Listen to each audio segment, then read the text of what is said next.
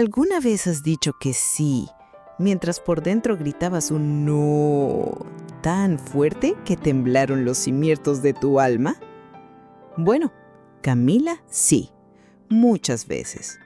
De hecho, tantas que podrías pensar que sí era su apellido. Esta es la historia de una chica que podía hacer malabares con favores, compromisos y culpa. Hasta que un día, su mundo colapsó de una forma tan absurda como reveladora. Y lo que aprendió ese día puede cambiar la forma en la que tú también manejas tus emociones. Camila era amable. No de esa amabilidad tibia y políticamente correcta, no. Camila era del tipo de persona que decía, sí, claro, antes de que terminaras la pregunta. Camila, ¿puedes quedarte a cubrirme el turno aunque ya hiciste 10 horas? Sí, claro.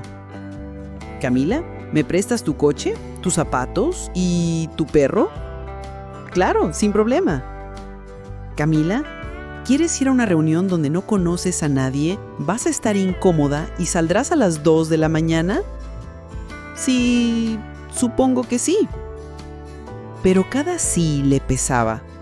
Era como cargar ladrillos invisibles en la espalda. Sonreía, pero por dentro empezaba a agrietarse.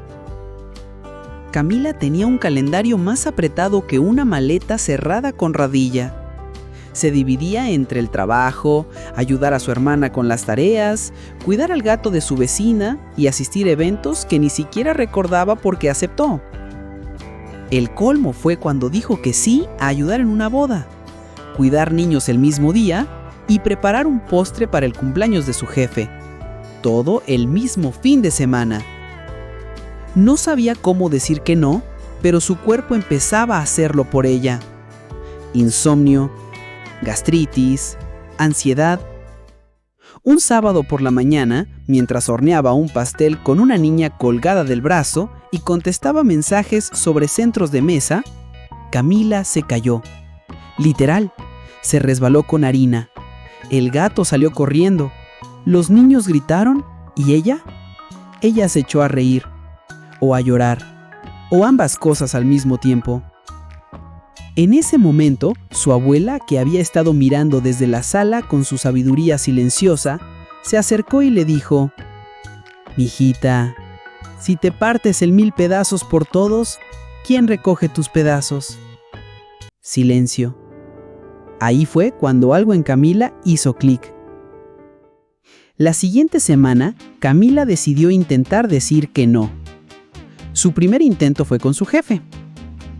¿Puedes quedarte hasta tarde otra vez, Camila? Hoy no puedo. Tengo otros compromisos. Dios mío, lo logró. Bueno, medio lo logró.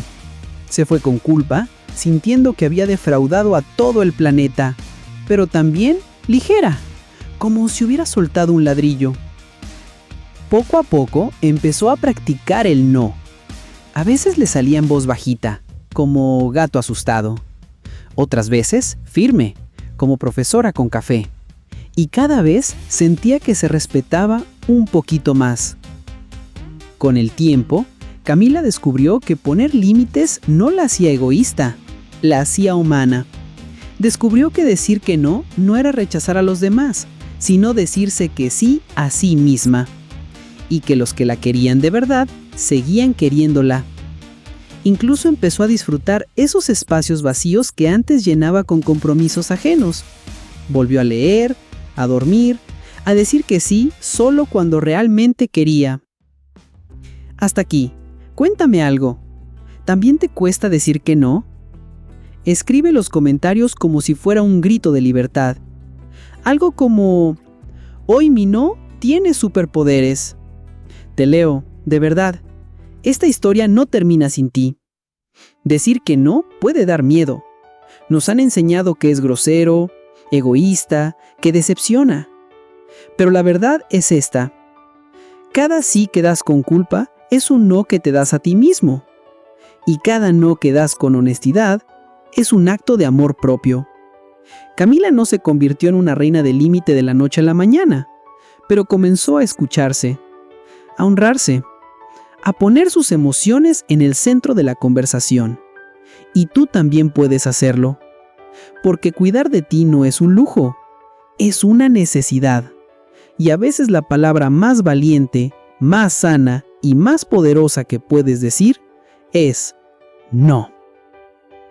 No te vayas aún. Haz clic en estas otras historias, que el humor con corazón apenas comienza.